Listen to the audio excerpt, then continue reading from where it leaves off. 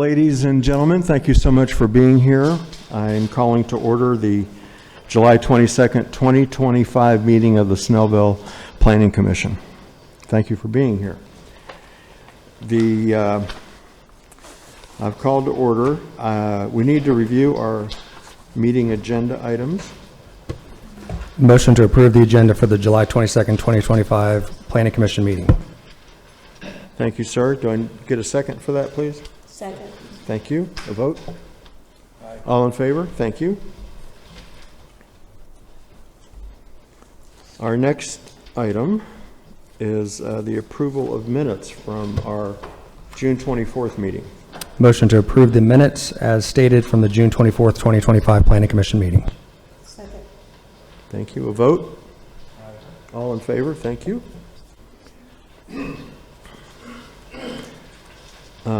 On the agenda here, we have a supposed election of officers and an appointment of the secretary. We do that pretty much every year, July. However, we do not have a full house tonight. We do have a quorum, so that's why we're here and doing business. What I would like is a motion, please, from someone to postpone that election until our next regularly scheduled meeting. I'll make a motion to postpone the election until the next scheduled meeting. Thank you. A second? Second. Thank you. A vote, please. Aye. All in favor? Thank you. Our next item is regarding RZ 25-04. How about speaking up so we can hear? Nicely. Well, is that better? Because I kind of have to lean over a little bit. I'll move over into it. Yeah, you got to lean into these. Basically, we've received a request from this applicant regarding withdrawal of the application. It's been submitted in writing, and we need the Planning Commission just take action on that request to withdraw. Thank you. Motion to approve the request to withdraw RZ 25-04. A second, please. I'll second that. Thank you. A vote? All in favor? Thank you.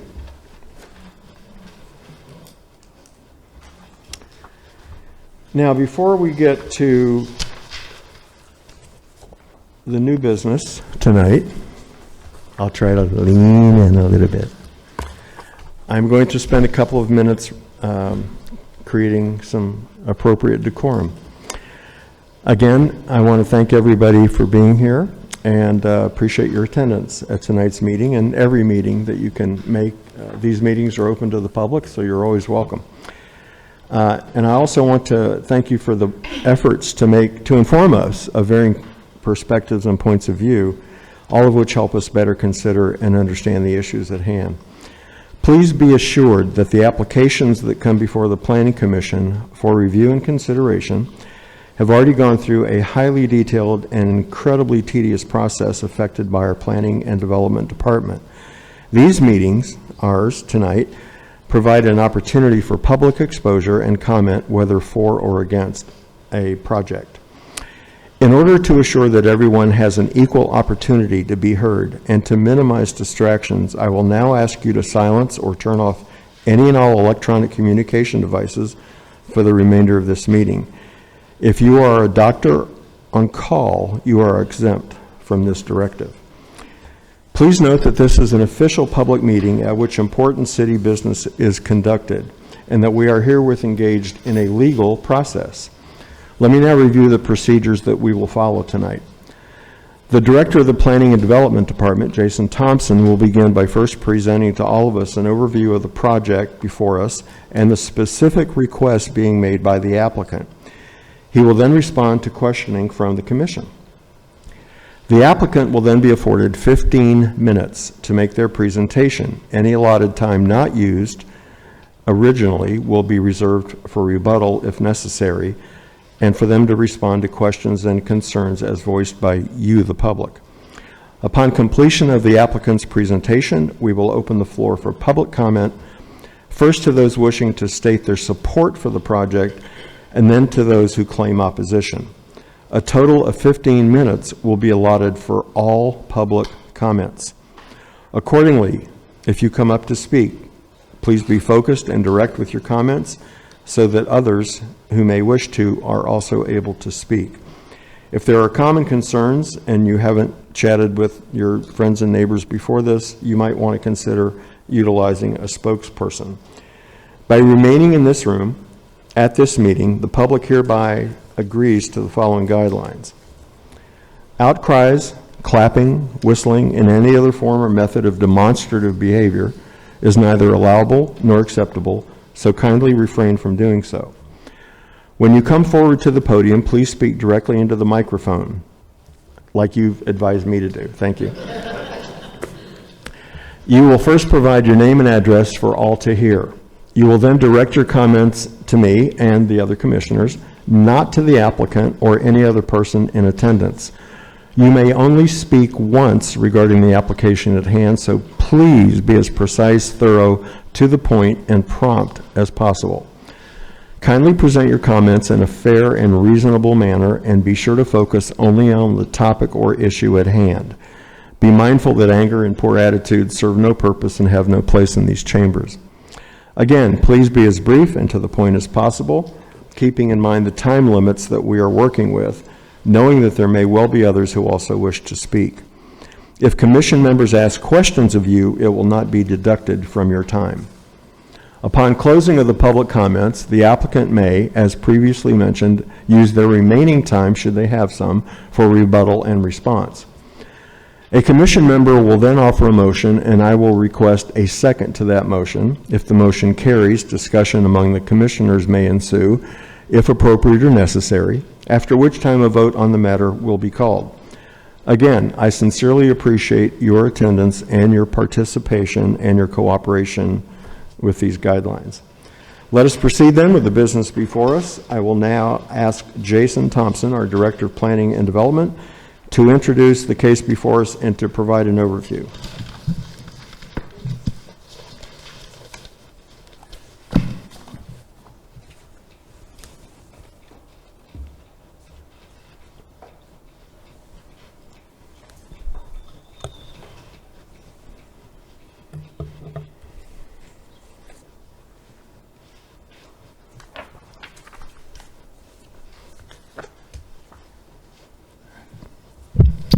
Thank you, Planning Commission. Thank you, citizens, for being here tonight. We'll have a case number RZ 25-05, which is a request of rezoning and variances located at Tree Lane, which is here behind currently the 12 Stone Church.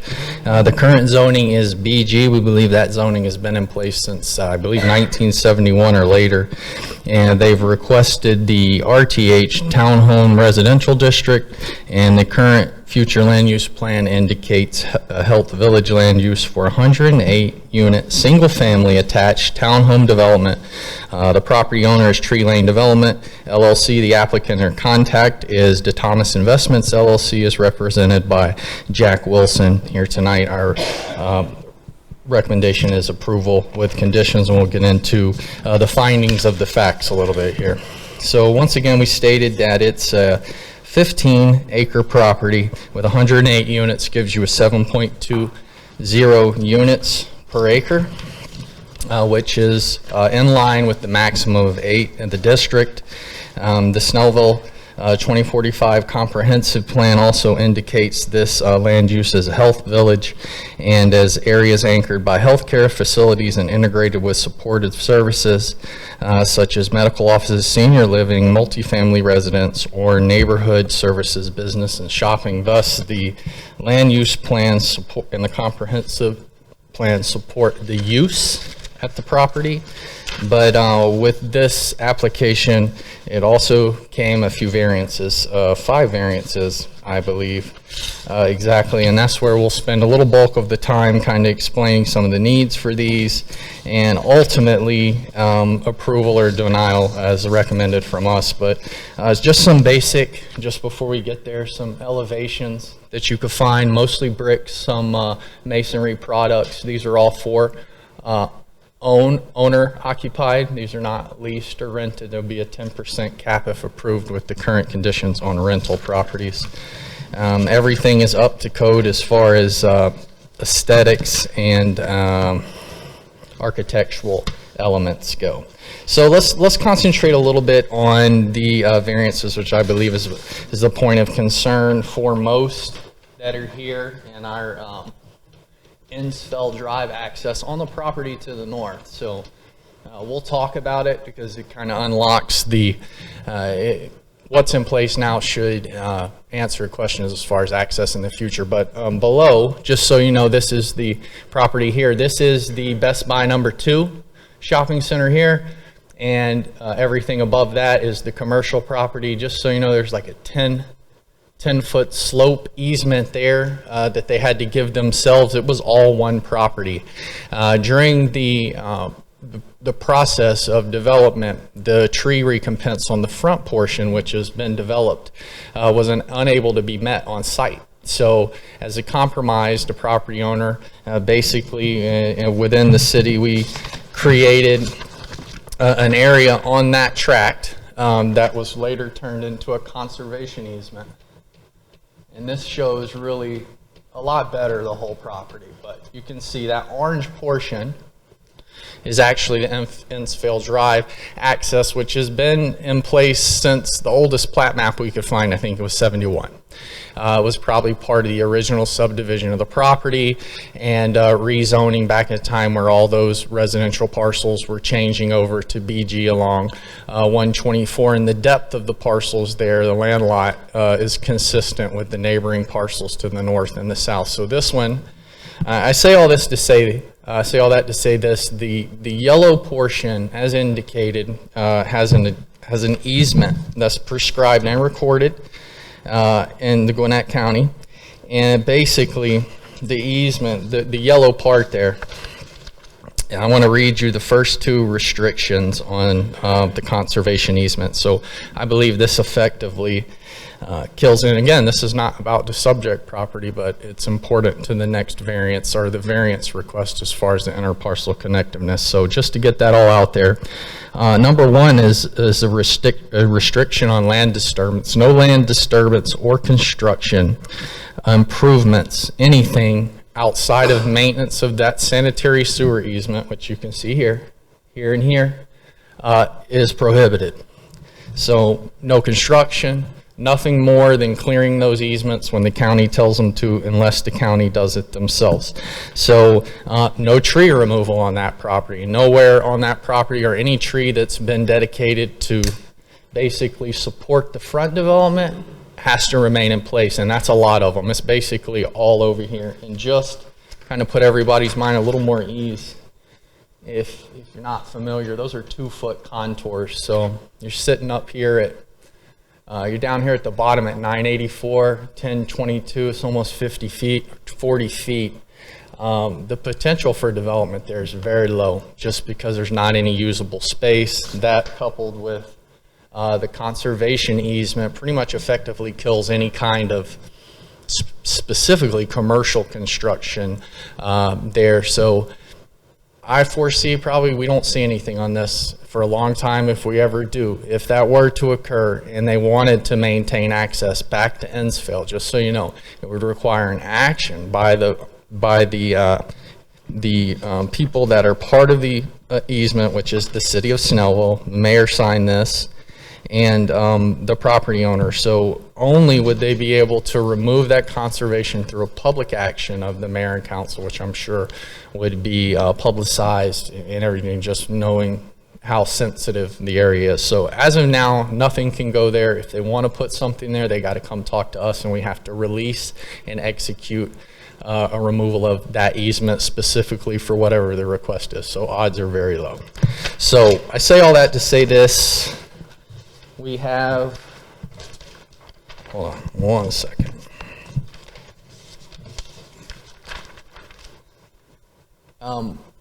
There's a requirement in the code, is section 401 3.4b, vehicular access, that requires that you can, when you come through any public street, these are in fact private gated streets, by the way. There will be a gate, it will be private roads, everything else in there will be private. The code requires that anytime you come to an adjoining property that has the potential for development, that you require interparcel access. That's a blanket statement typically.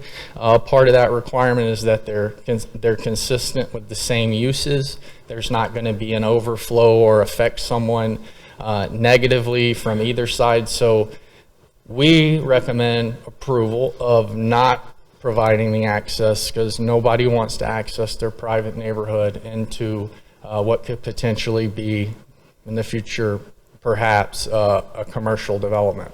So the topo is really bad there too, so, and they're dissimilar uses, so it meets the request for variance. And based on what's in place, what's happened in the past, the potential for development to the property of the north, we recommend approval if they not provide access. Access there would probably facilitate the development of the property a little quicker, honestly.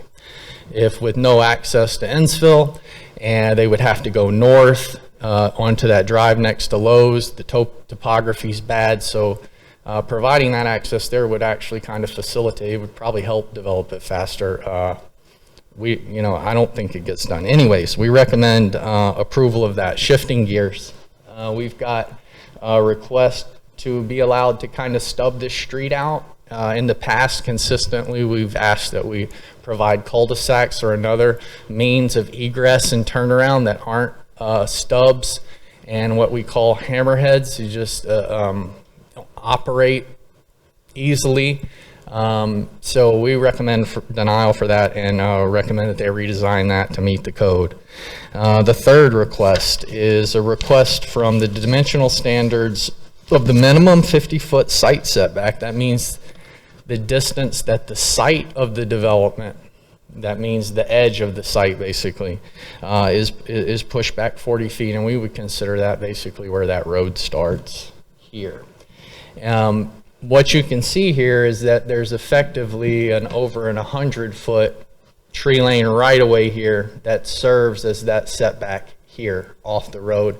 They're another 15 feet off, so they're probably 120 feet off of a forest, anywhere you would see it from tree lane.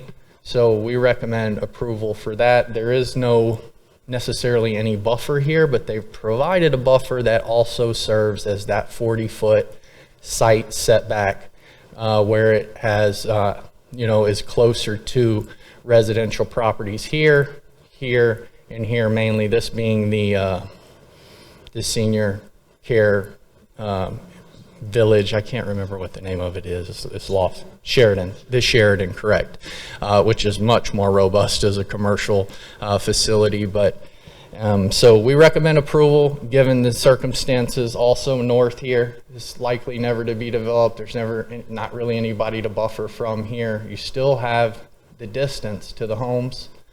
It's just being taken up on the top there. So we recommend approval on that one. Number 4 is a request regarding specifically these last 21 units. The code requires that you enter through rear alleys, which are indicated here, and then the fronts open up onto these green spaces. But these are alleys. Those meet the code. However, these supposedly there's not a design where they can get the rear alley here and maintain the unit count. They're set back. There's topography here. So we recommend approval to allow them to have those just 21 there, have their own driveways. Those will present more as regular single-family homes. They'll be attached, but they will have green spaces between the driveways, and I think will present more like a regular single-family neighborhood there. So we recommend approval from that. Then there's one more. Request front entry, request to allow front entry 70 through. Okay, building types. That's basically the same variance, just written down twice. It's just in 2 different parts of the code, number 4 and number 5. Number 6, request variance, which is a requirement of streets and driveways that no more than 35% of the front yard area for driveways are authorized. That's typically a code that's explicit to single family detached, and when you create this type of development, you're always going to have more than 35%.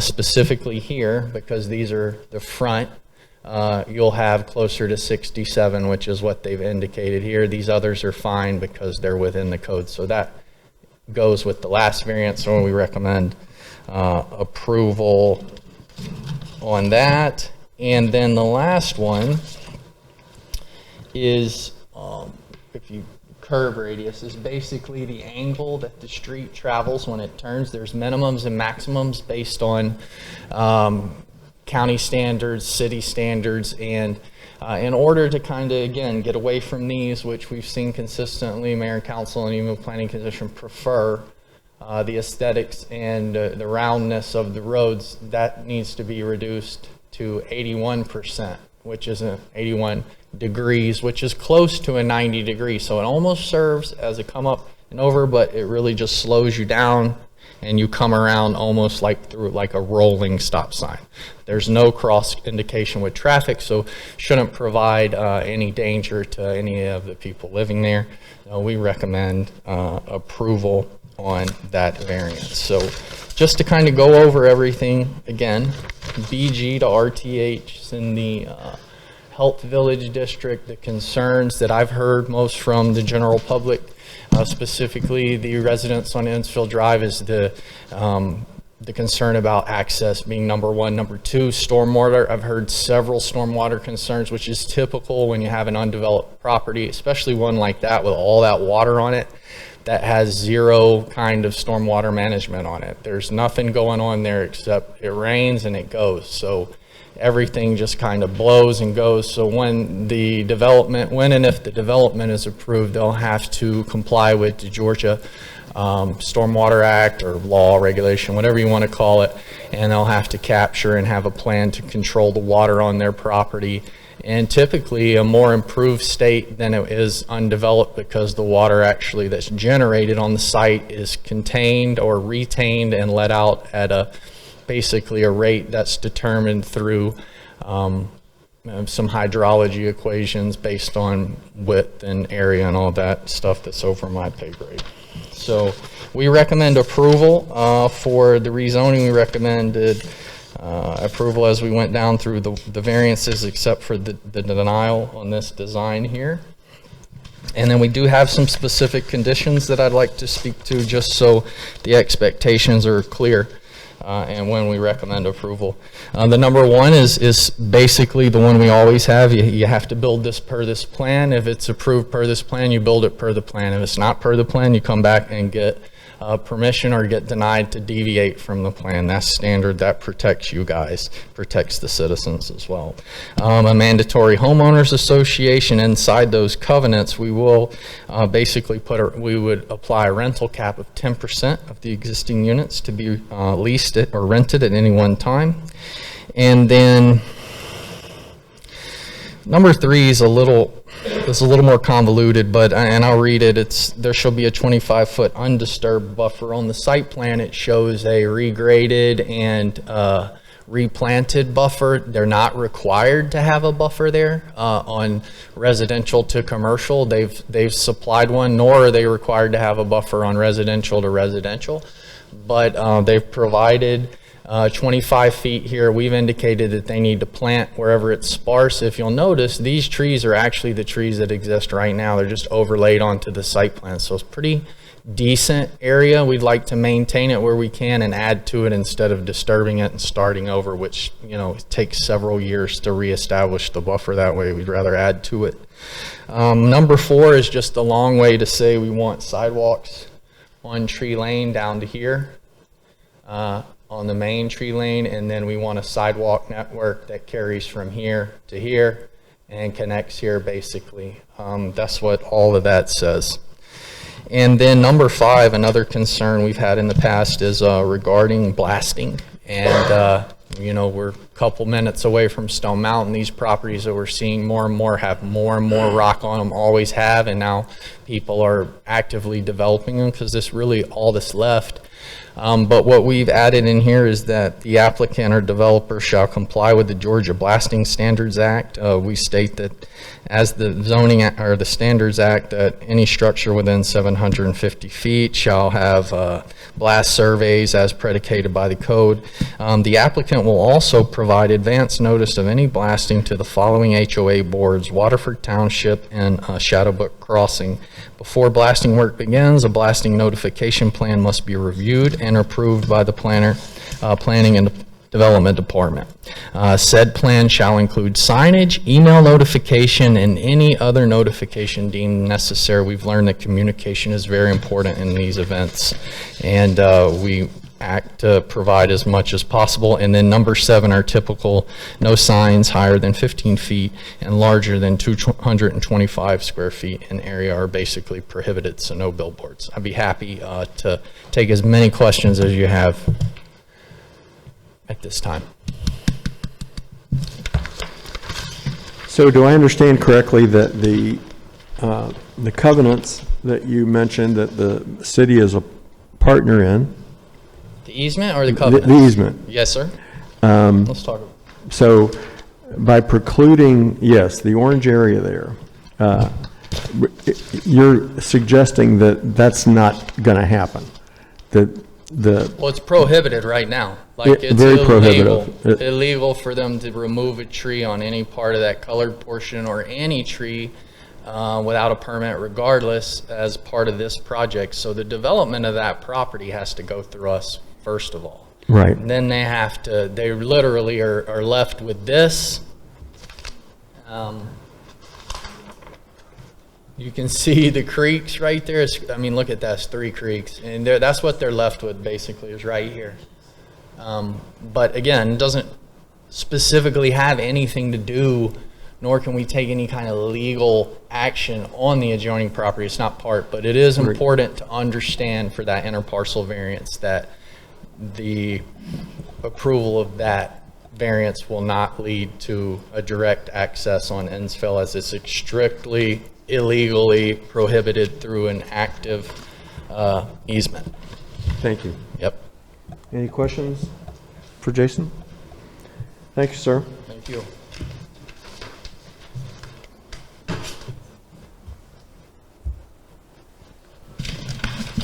Will the applicant, here I go, see, watch.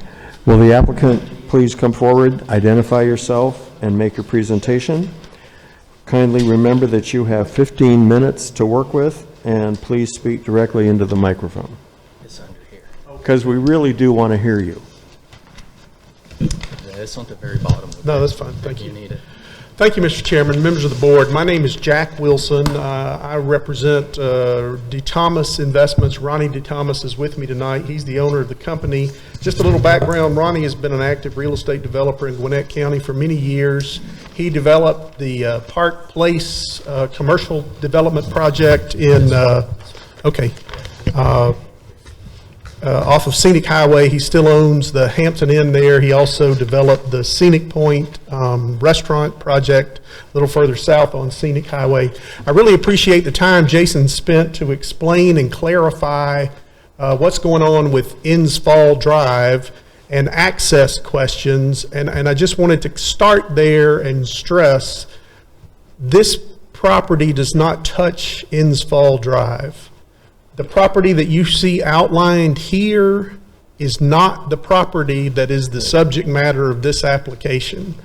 The property that we have under contract and have applied about is just to the south where I'm pointing, and we don't have any legal or contractual or physical access or any ability to have access to this property or Snellville Drive. I just wanted to try to make that clear. And again,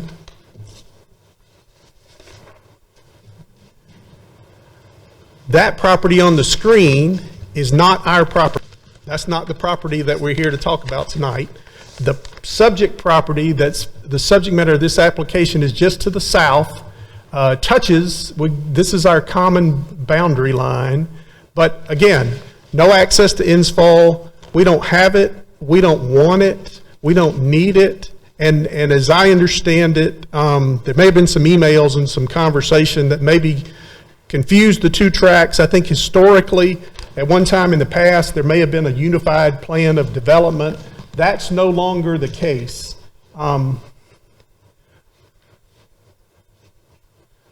So tonight, we're just here for this 15 acres that's located immediately behind 12 Stone. Just to orient, 12 Stone would be immediately to the right and just off the screen. You can sort of see the back of the building outlined there in white.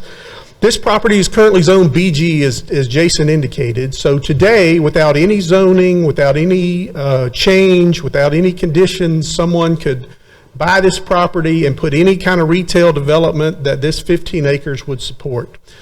Frankly, we think that's no longer really viable or beneficial to the community. It's been marketed based on being commercial for many years without success. Nobody really wants it. And frankly, it's understandable because of the access on Tree Lane, the fact that it's sort of a second row property situation where there's no real exposure to scenic highway for signage and that sort of thing. There's a stream through the middle of it that you see there that sort of constrains the development.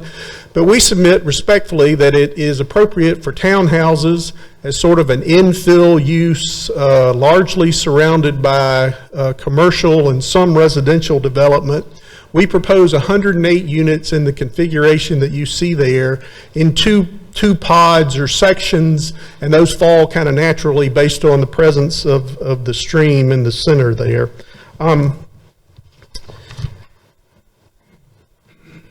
We submit that this is consistent with the comprehensive plan and the idea of a health village in this area. We would hope to market this to hospital staff, healthcare workers, that kind of thing, in close proximity to where they work.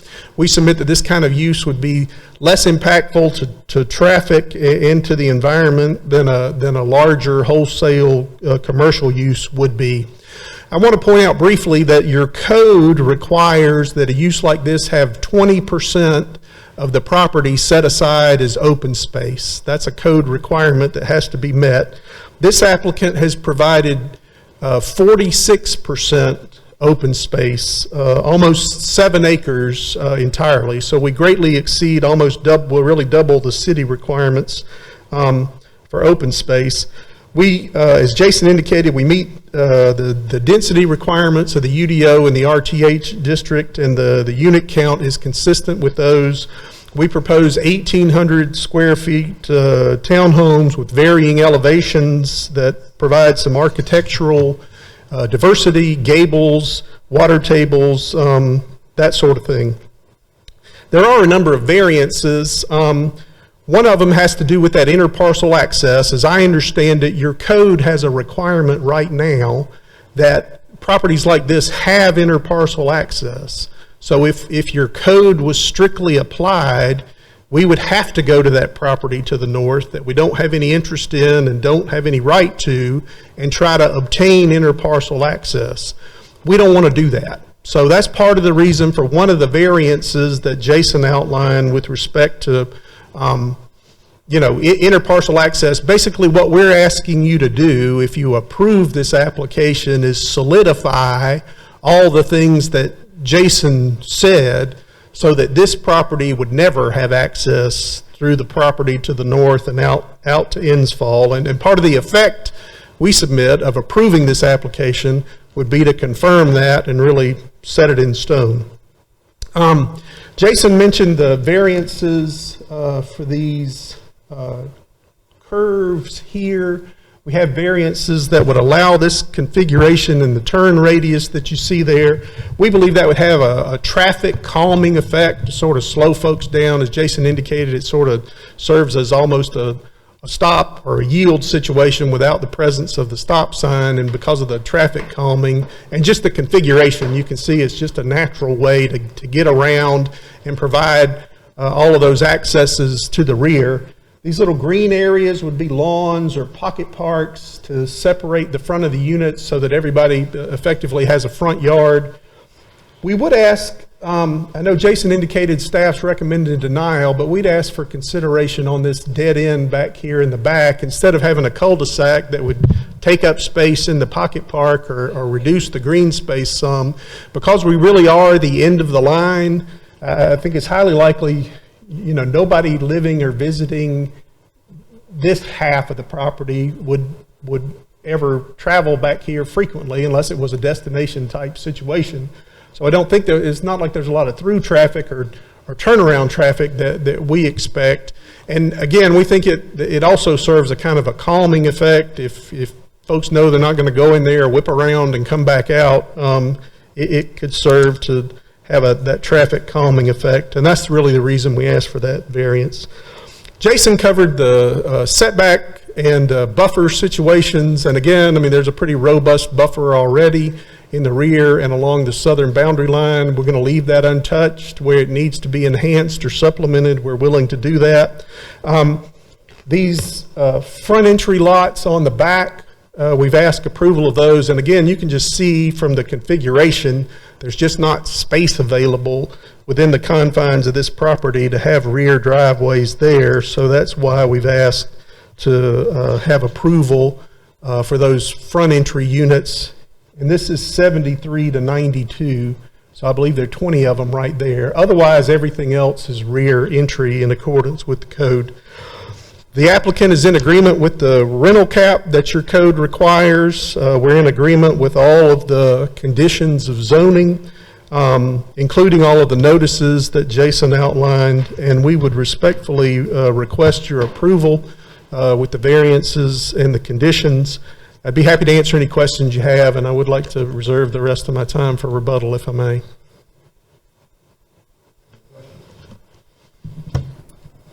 Have you had any conversations with DOT about making tree lane bidirectional? We have not. Part of the reason is we don't have any say-so or control over that. I mean, I know this configuration is frankly probably dated. It goes back to the days when they were talking about a regional mall and the flyovers and overpasses and that kind of thing. All of that's just not the case anymore. We're certainly happy to ask. You know, Gwinnett and GDOT as the controlling authorities over that to look at that, but we don't have any way to compel it or require it or make them do it. So.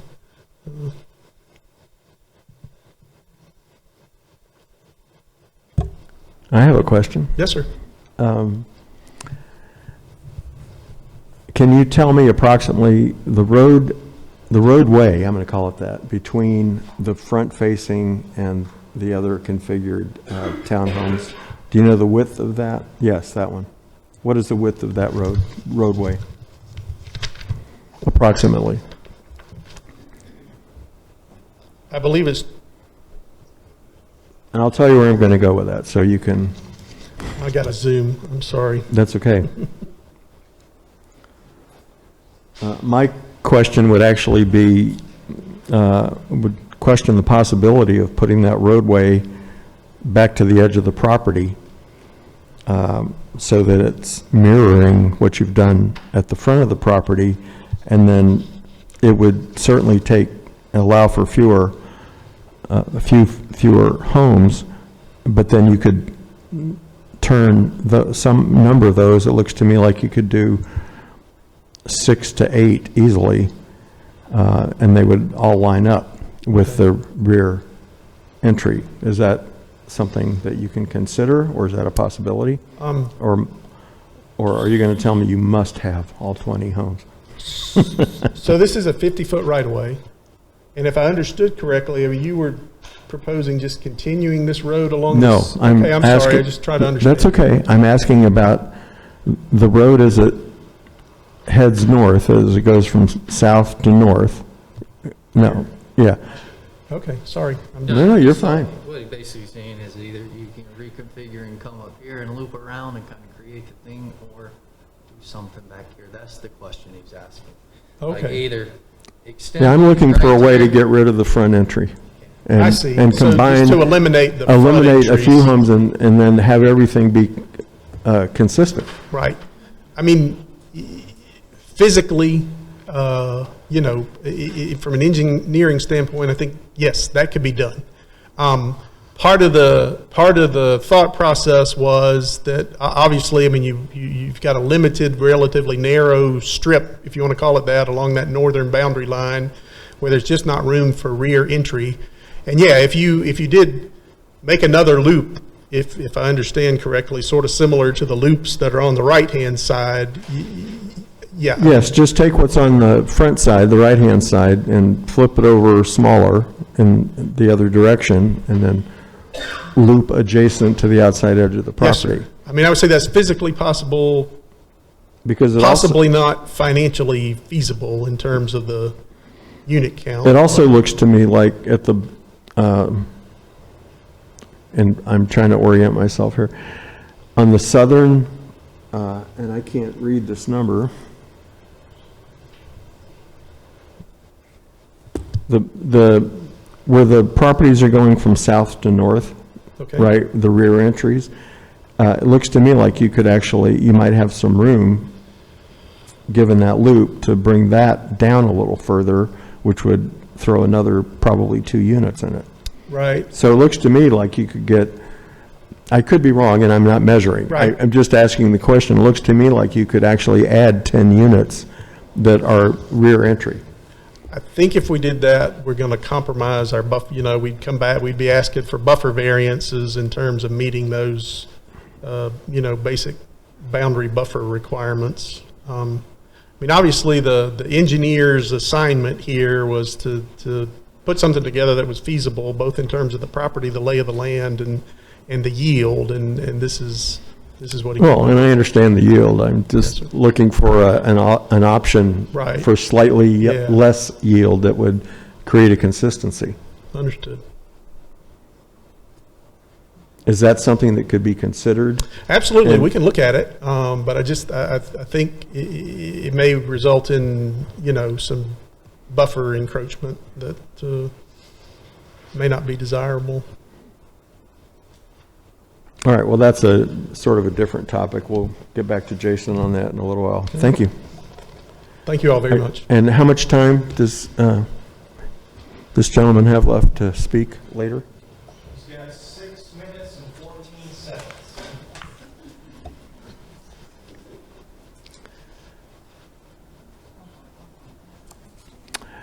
I am now going to open the floor to public comment.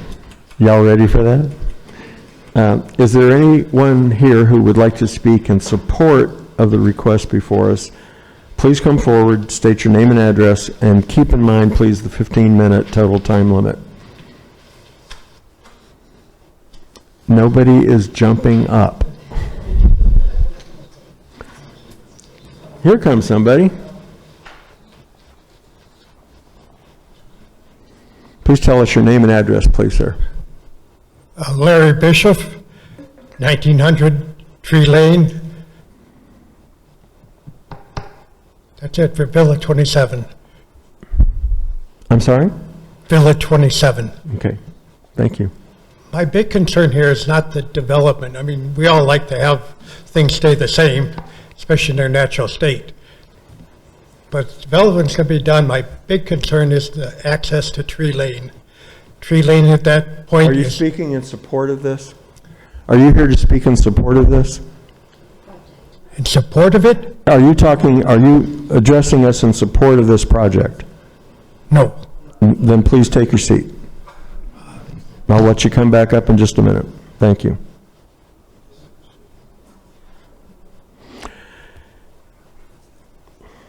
I mean, I have to do it right, okay?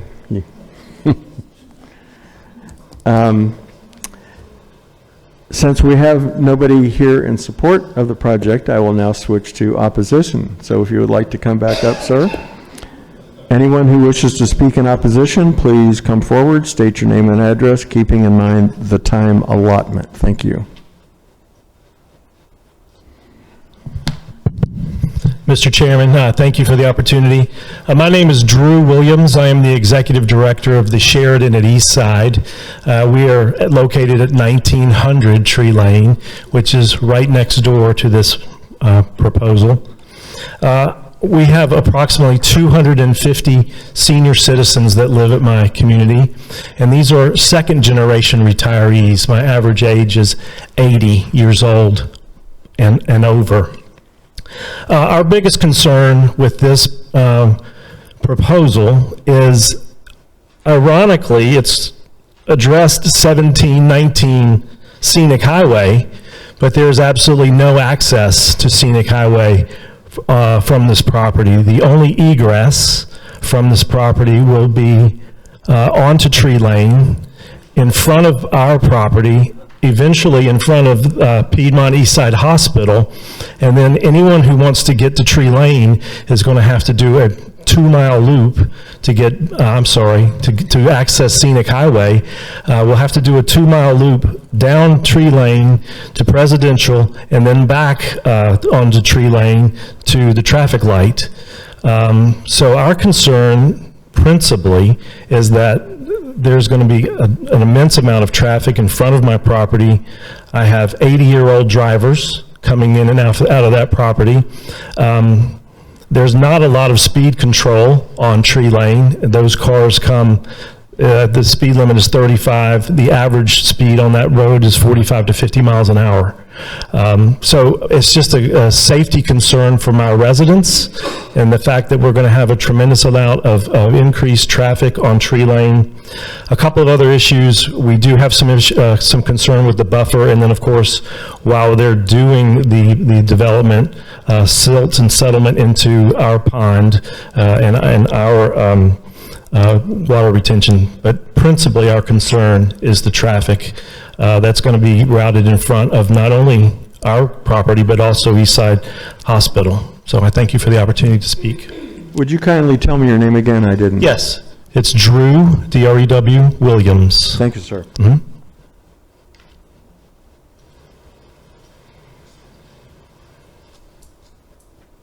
Next, somebody that would like to speak in opposition. Hello, Mr. Chairman. My name is Lyle Zook. I'm at 2092 Innsville Drive. And on the map here, I have this property right there. I think most of the folks from the Innsville community, and this is also for a little clarification for Mr. Wilson, our concern initially was that any access to this lot, the variance asked for, would be cut off and would be forced off of Innsville Drive into this lot. Mr. Thompson, thank you for your clarification of what's going on here. I know that Joe Anderson and I met with Mr. Thompson a couple weeks ago, and he was reassuring, but this kind of cements in. I'm much more comfortable with what's going on there. And also, this is my property here with that. So I actually abut both parcels. I would also voice I realize this is going to get developed, and I think to do this prudently is what we're all interested in. Traffic is a huge concern on 124, and as Mr. Wilson just mentioned, Tree Lane and Scenic Highway is a nightmare during rush hour. We're going to have conceivably 200 plus cars leaving and entering during high traffic times, which is just going to make traffic worse. And then as far as runoff is concerned, we also, in this area, the homeowners, we experience large amounts of runoff now. It actually comes down in between my neighbors and my house and across my driveway and goes into Watson Creek, which is pictured right here. It's I don't want to see that get worse. It's already ankle deep during heavy rains, and if it's going to make it deeper so that I can't even get up my driveway, that would not be good. So thank you for your time. Thank you, sir.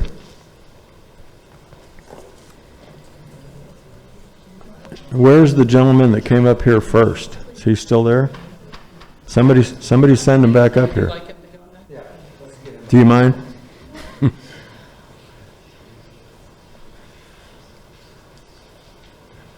Larry Bishop, 1900 Tree Lane. Thank you. Again, my major concern has been covered by Drew Williams already, but as you know, Tree Lane there is one way, and it's going to funnel a lot of traffic down Tree Lane to Presidential Parkway and then back again. And it's already a mess now. I have no real objection to the building as much as I do the traffic and the blockage it's going to cause. Thank you, sir.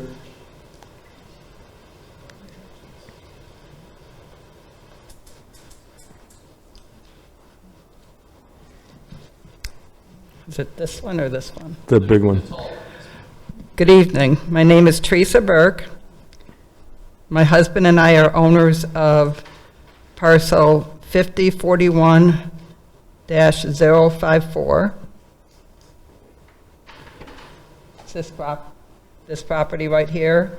We reside at 1450 Lakeshore Drive, Snellville.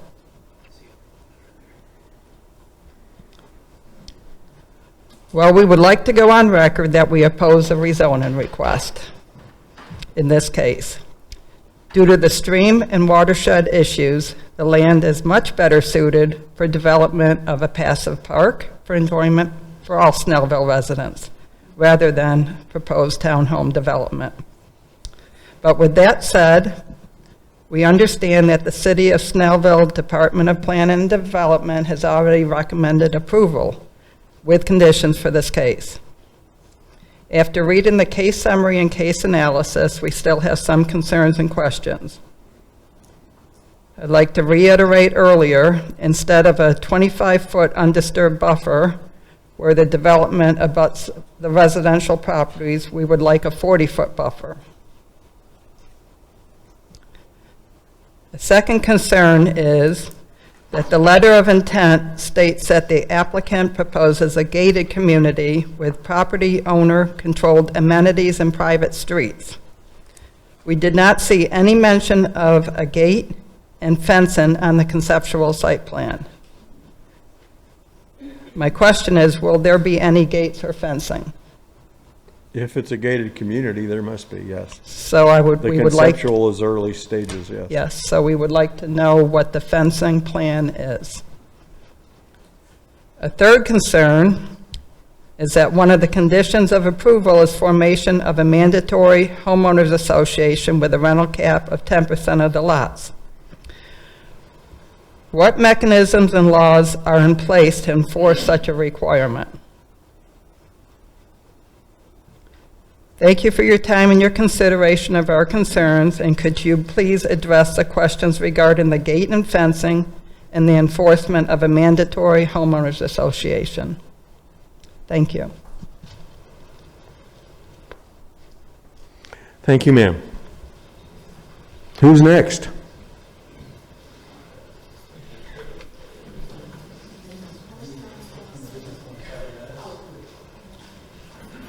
You're not going to take up all of it, are you? No, I am not. Okay. I'm just here to reiterate. I'm just playing with you. Yes, sir. Kat Hardrick, I've been asked to be a spokesperson, and I'm just here to reiterate that. Address, please. 2280 Buckley Trail. Thank you. Thank you so very much.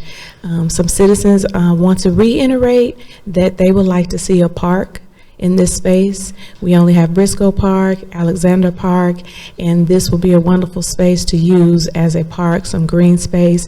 We are conscious of our carbon footprint, and we want to see some more green space and so forth and like that. Okay? Thank you so very much. Thank you.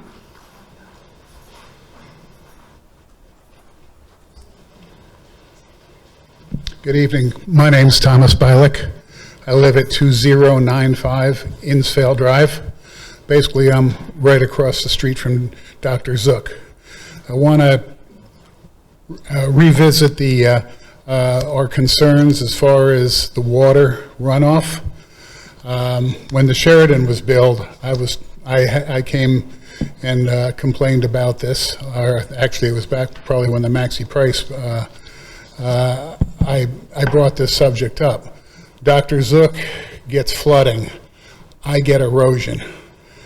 I now have an area that probably drops 5-6 feet, and it's now widening out, and I have an area where there's a chain link fence. You now kind of have to walk around like that. So the erosion's there. At some point, I'm going to lose the chain link fence. I've asked this question before to previous developers, and they said, "Oh, we have to put riprap in there."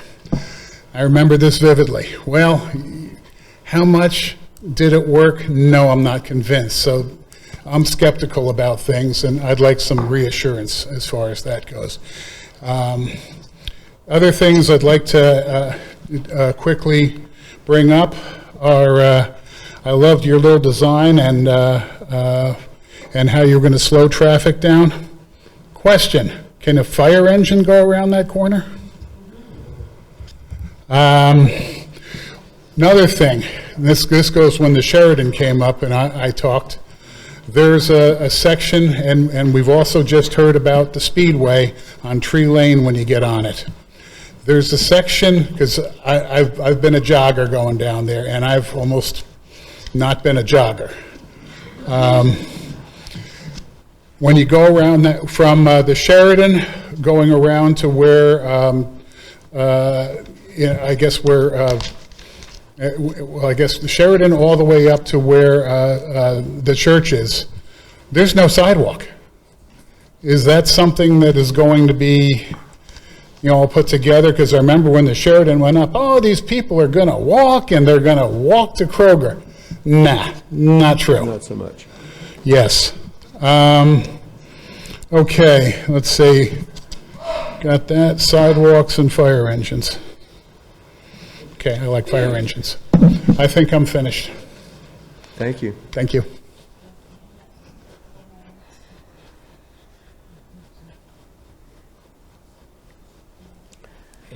Good evening. My name is Isaiah Gregory, and I'm a resident at 1300 Lakeshore Drive. I'm here on behalf of my wife, and we're here to oppose case number RZ2505 and the associate variance request for the proposed 108 unit townhome development on Tree Lane. While we recognize the importance of the growth and housing for professionals, including the healthcare workers, as mentioned, this development poses serious concerns for our neighborhood safety, traffic concerns, environmental safety, and long-term property value. The first one I want to touch just briefly is the traffic and congestion. So 108 units, and that is correct, it will add roughly 200 plus vehicles daily. Scenic Highway is already congested on Tree Lane, and Snellville Drive lacks sidewalks and is heavily used by pedestrians. Me and my wife, we walk our dog on that road all the time, and I see 3 or 4 joggers every day on that road. We love to jog on that road, and it's going to cause concerns with that. The density and neighbor character. So at over 7 units per acre, this development is significantly denser than surrounding single-family neighborhoods. It alters the community character and can reduce home buyers' interest in property value in the surrounding areas. The variant impact on Snellville Drive, the developer says that they won't use Snellville, yet their variant isolates the adjacent commercial parcel, forcing future access through this. This creates a hidden risk of commercial traffic in our neighborhood. The open space argument, exceeding open space minimums does not negate the density, the traffic, or safety impacts. Open space cannot reduce adequate infrastructure or buffer protections. The rental cap and zoning compliance. So being in agreement on the rental limits is appreciated, but it doesn't resolve critical issues like runoff risk to Watson Creek, insufficient buffering, or the lack of traffic studies to support the common claims. And lastly, the environmental and erosion concerns. The nearby Watson Creek already faces erosion, as you heard about. Increasing in provision the surfaces without a comprehensive runoff plan could further endanger homes near the creek. And so this is on behalf of my family and the neighbors I spoke with that couldn't make it today. And so in closing, we are opposed to development. We support smart, balanced growth. This plan lacks the infrastructure, protections, and scales compatibility needs for our area. So please reject the rezoning and variance to preserve the integrity of our community. And you see here in the audience, we're all in support of the opposition. So please take that into consideration. Thank you so much for your time. Thank you.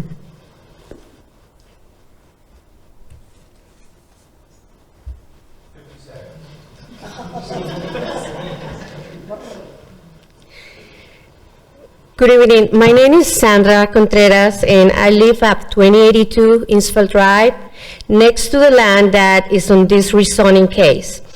I want to speak about the water runoff Every time that it rains hard, storm water from this area crosses through our land. We have seen erosion, standing water, and damage to our property. With 108 new homes, roads, and driveways, this will only get worse. Removing trees and adding concrete would send more water faster to our property and others nearby.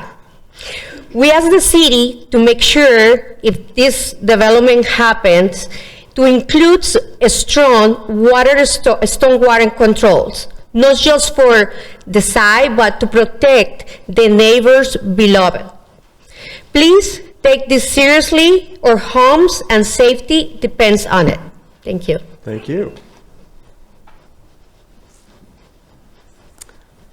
Looks like we're out of time. Is that correct? 60 seconds? Come on. Just real quick, I think we have to, do we have to make a motion to extend by a minute and offer that to both sides? That's correct? Another minute. You have to motion, it has to be a motion, second, and voted on? I'm just going to give another minute. Okay, but it, yep, it needs a state of time, and it has to be given to both sides. Yeah. Well, I'll be fast because I don't have a notebook. I'm not prepared like everybody else. I'm Phyllis Wolf, and my husband and I are 4 years away from being...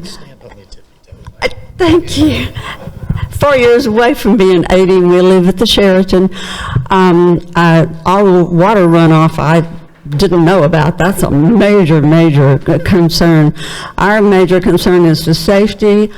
There'll be 3 different types of school buses going into that area, and the only way to get out is down what they've said. We've lived over at the Sheraton for 2 years. I have witnessed numerous accidents at that 4-way stop right at the hospital.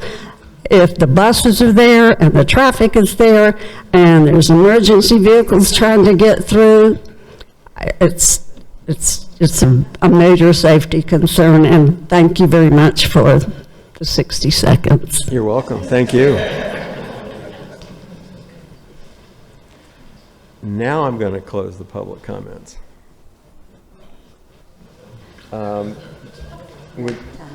We're out of time, sir. Are you seriously saying we're out of time on such an important issue? I am. Why? Because we have time limits that we reasonably imposed. Have you got a party to go to or something that's more important than us? Do I look like I have a party to I go don't to? know. I'm asking a question. There's no reason for you to be insolent. So I'm not insulting. Yeah, I'm you just are. asking a simple question. Would you like Why to- is it cut off? Sir, it's how we've been functioning for years, with 15 minutes to the applicant and 15 minutes to the public. Let me ask you a question. Certainly. Would you like to comment? Yes, I would. John, we're going to allow this gentleman to comment, and we're going to add more time to the applicant. So you may please go ahead. But then I'd like to close it to public comment. I'm sorry? Then we're going to close it to public comment. We can't be here all night, and the mayor and council will also be reviewing this. This is just an advisory board. Yeah. So we can't go 12 hours of public comments against it or for it. Thank you. There's a reason for a time limit, and this is one of them. So you're welcome to speak. We're going to give the applicant additional time as well, and you will be the last person to speak in opposition with public comments. Okay? I appreciate that. Does that help? Yes. Name is And Mike. no, I'm not going to a party. Unless you're inviting me over. I'm too old for that sort of stuff. No, you're not. My name is Mike Crucifix, C-R-U-C-E-F-I-X, 1281 Bridgewater Walk, Snellville, in the county. I live in Bridgewater, that's off of Wedge Inn. Our homeowners association, through our president, has seen fit to justify speed bumps simply because of the traffic that keeps cutting through our development on their way over to 124. There's speeders and a volume of traffic.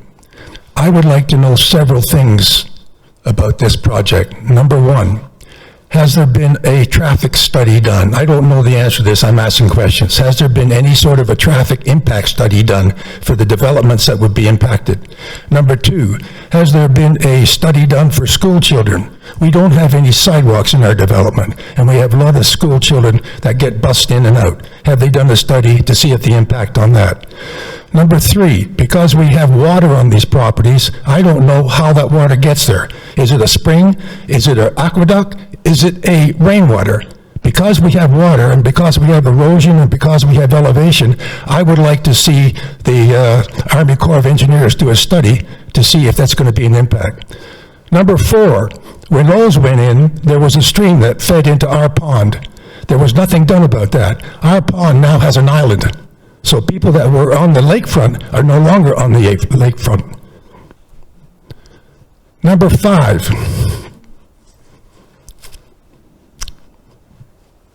No, that's it.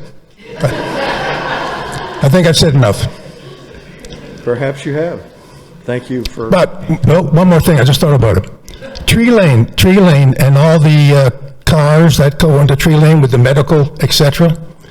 If you put roughly 200 more houses in that area, and we're saying average of two cars per home, we don't know that for sure. We have no idea how many cars that's going to be up there. So I think a more detailed study for that should be done also. Thank you for the time. You're welcome. Thank you.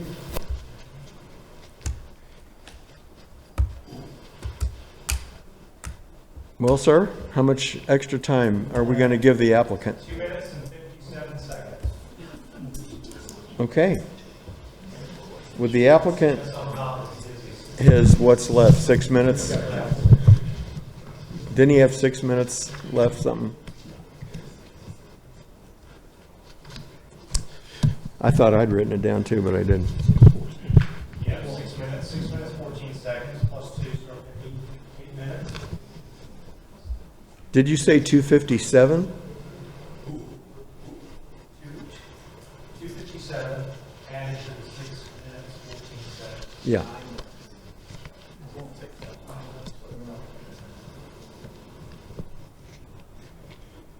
All right, so that means you have 9 minutes and 11 seconds.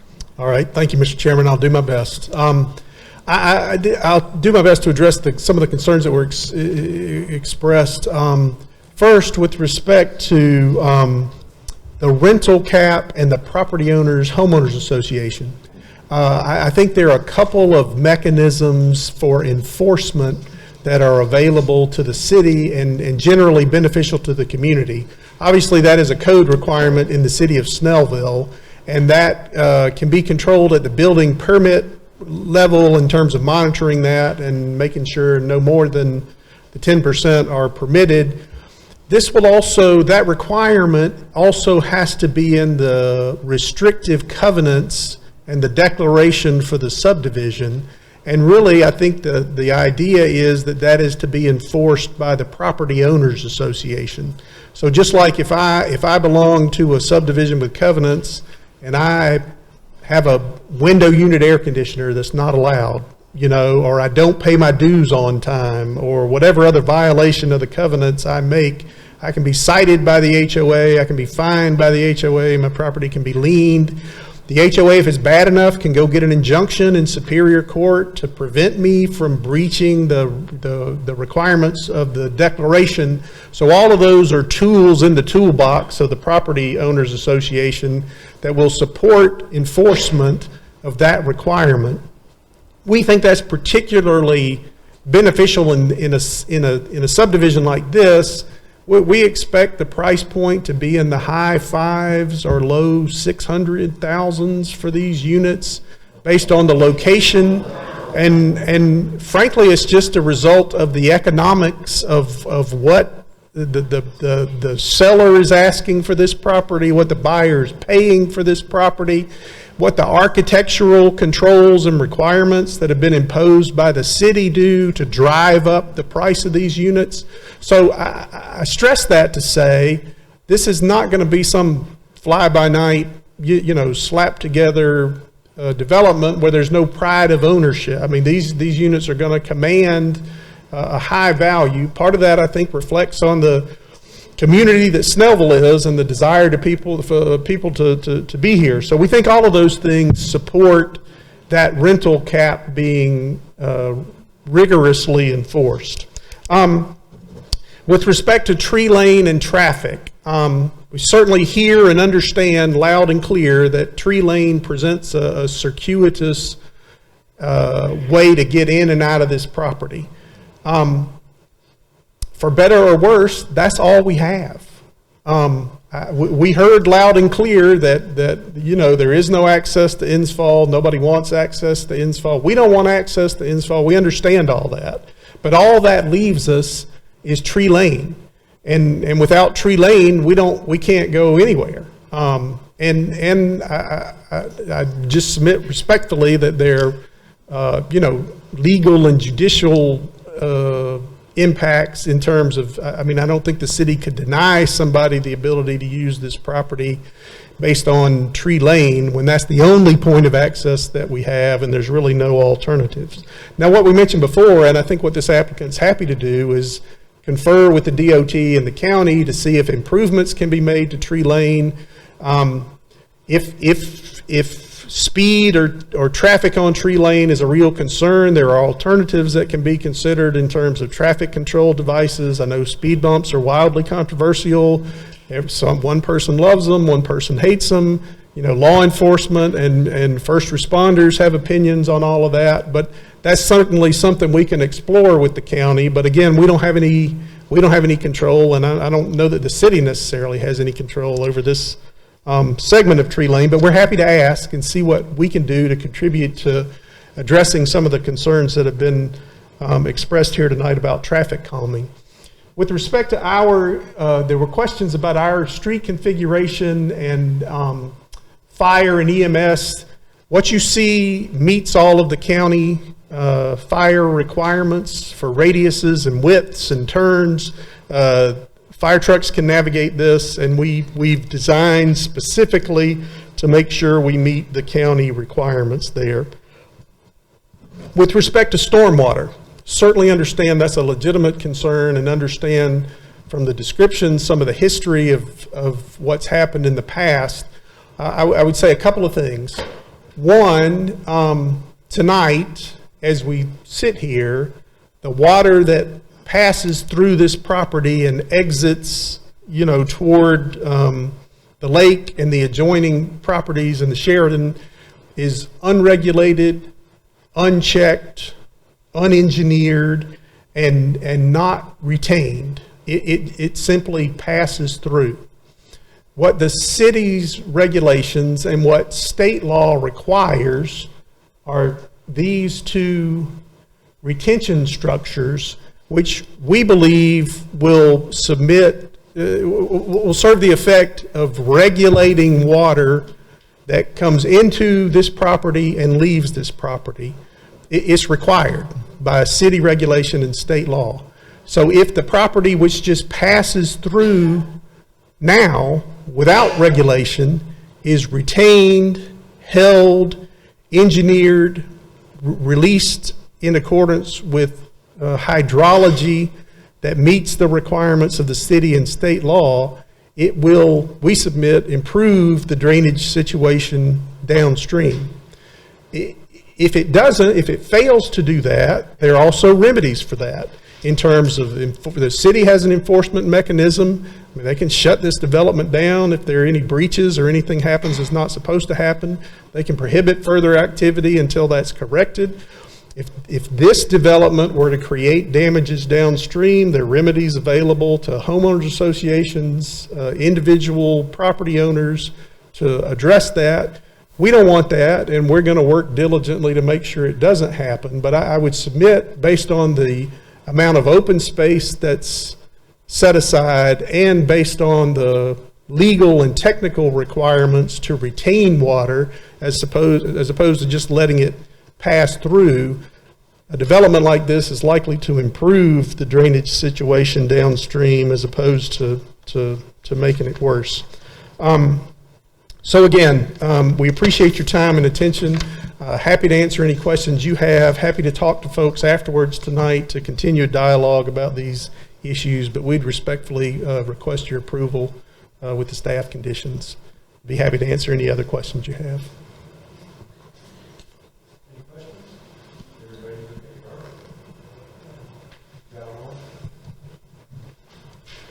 give me a moment, Yes, sir. because I may have a question.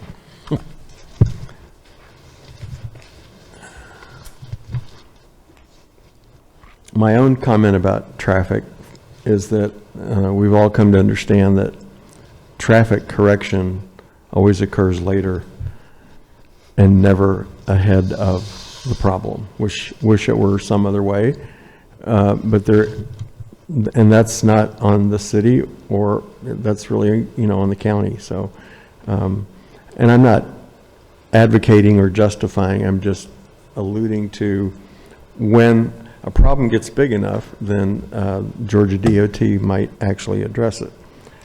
Let's see, is there anything else on here?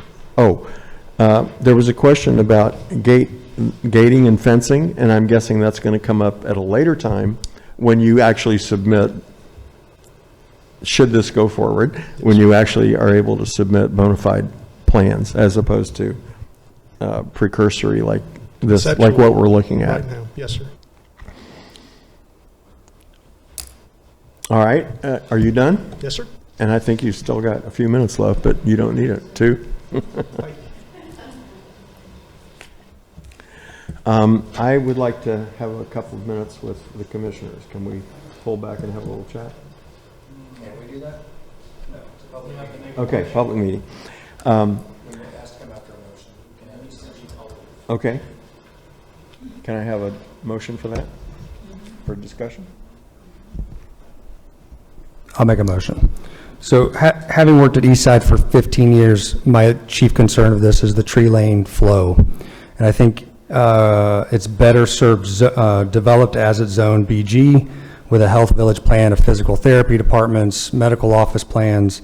Therefore, my motion is to deny RZ 25-05. Do I have a second? You want to, your second is for the denial. I need a second for the denial. I second that motion. Thank you. We need to vote on the denial? Yes? Now we can have discussion. Oh, that's right, you're correct, thank you. His name is Robert, and he has the rules of order. I've run a few meetings. I know you have, good for you. I'm getting there. So,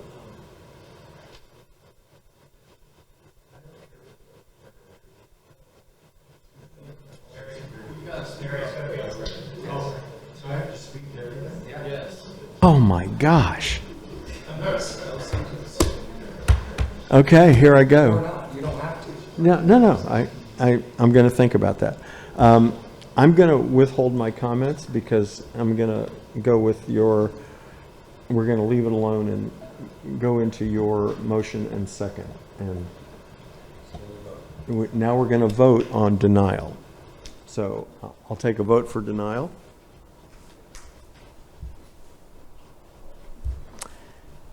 Okay, been denied, and that takes care of that. I will now entertain a motion regarding adjournment. Are there announcements? Well, Jason or John, do you have any announcements? No. Motion to adjourn. Second, please. Second. In favor? We'll vote. Meeting is adjourned. Thank you very much.